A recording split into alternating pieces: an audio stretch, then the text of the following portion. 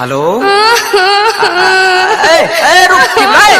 चुप की बोलो हेलो हेलो हेलो बोल की बोले छी अरे बोल ना की बोलो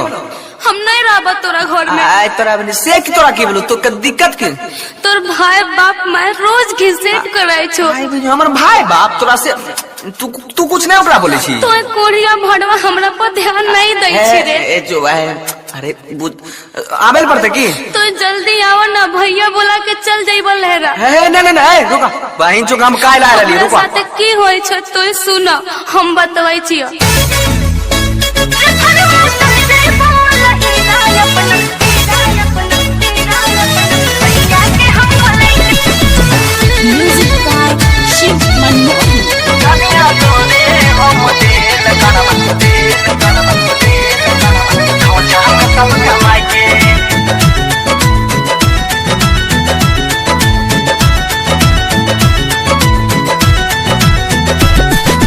मैयो तुहर रोजगारे दै छो मैयो तुहर रोजगारे दै छो बाप बोले छो गरमाई के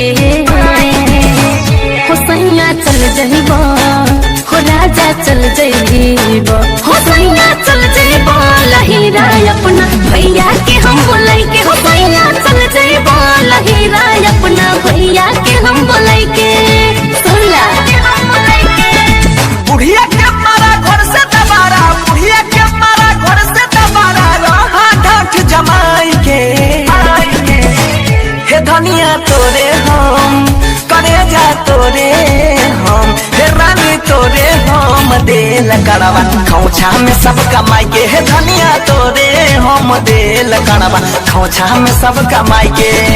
ये रुपया के कोने मिलता है कूटर होना है हम छिए हम देल कड़वा खौछा में सब कमाई के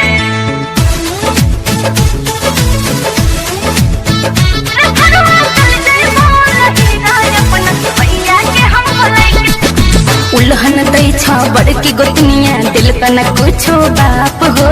ओकरो लगे छै दिन खराब भ गेल की अलगे होई के खाना बनैब कह देलिया साफ साफ हो किए ना करे तनी भावर साफ जब तक हम नहीं बार धनिया रही हा चुपे चाप है सब कुछ देख लेबे हम जतना दिक्कत दै छा तोरा पड़तै ओकरो बाप है बस एक भगवान पर आस रखा सब न के करो बोले सुनो सब न के करो बोले सुनो मनबा आग लगाई के हुसैया चल जइबो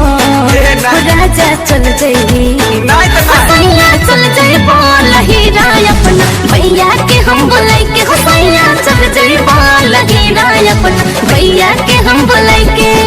एको पल नहीं रह तू जो हम नहीं खोएबो धनिया तोरे हम देल कड़वा खौछा में सब कमाई के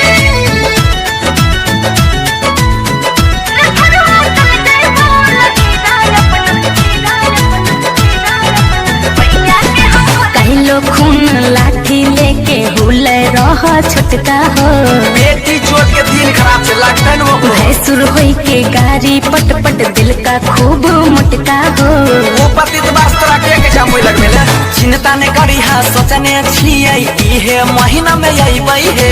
आब हमरा सहल ले जेतो हरिया बर्तन खेत जमीन सब घर द्वार फरी अइबै हे कुछो ने कहै छै तो मन बढ़ै छै कहै छ पर भासु न हो बंसी फैसला करतै मनीष महिया लनी हो पंच बुलाई के मुखियो सब के छियै रे कोढ़िया चल जइबो रे मुंसा चल जइबो रे भरवा चल जइबो